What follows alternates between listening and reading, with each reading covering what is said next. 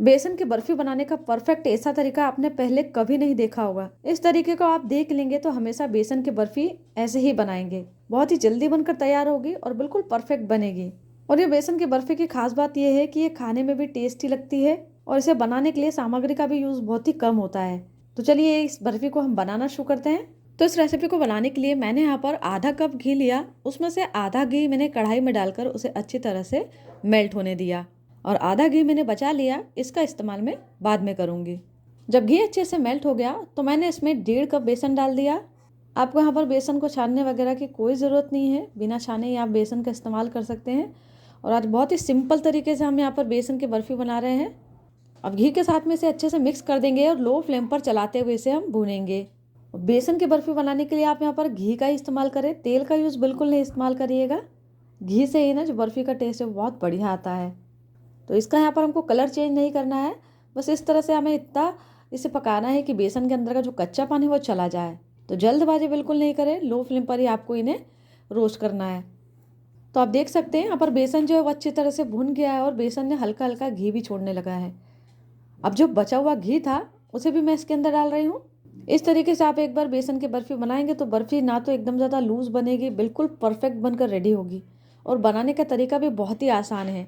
वापस से बेसन को हम भूनेंगे और तब तक हमें भूनना है जब तक कि बेसन में से घी जो है वो अलग नहीं होने लगे, क्योंकि बेसन की बर्फ़ी के लिए बेसन की भुनाई होना अच्छी तरह से बहुत ही ज़्यादा ज़रूरी है।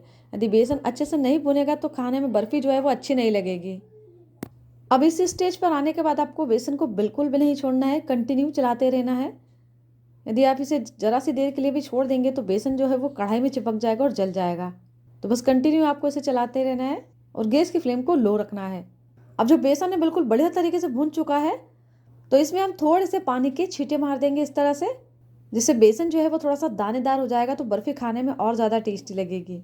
और वापस से कंटिन्यू इसे चला देंगे। अब गैस को बंद कर देंगे और इसे 1 मिनट के लिए इस तरह से चलाते रहेंगे और अब इसे हम अच्छी तरह से ठंडा होने देंगे। अब मैंने यहाँ पर 1 कप शक्कर ली है और आधा कप मैंने इसमें पानी डाल दिया है।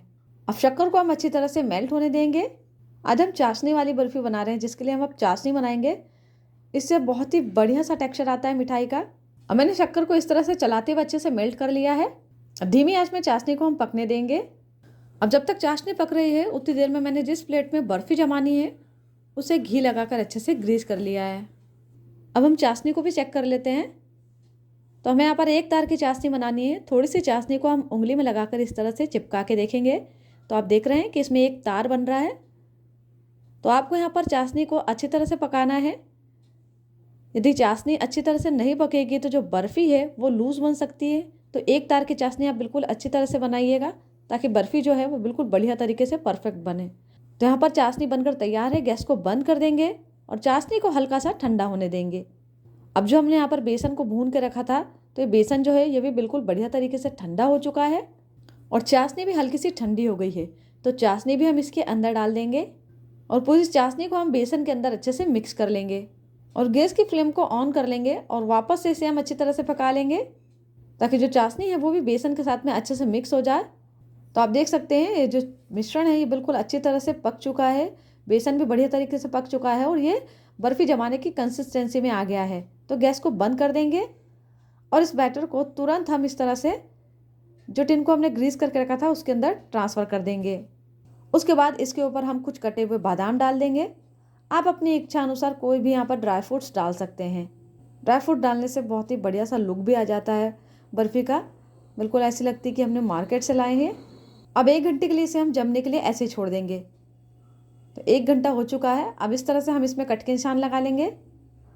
तो जिस भी शेप में आपको कट करना हो, मैं यहाँ पर इस तरह से चौकोर शेप में कट कर रही हूँ, आप चाहें तो डायमंड शेप में भी कट कर सकते हैं। तो ये लीजिए यहाँ पर हमारी चाशनी वाली टेस्टी बेसन की बर्फ़ी बनकर तैयार है। इसे ट्राई ज़रूर करिएगा और रेसिपी अच्छी लगे तो वीडियो को लाइक करना बिल्कुल नहीं भूलें। हम फिर मिलेंगे एक नई रेसिपी के साथ। Thank you friends, you watching my video.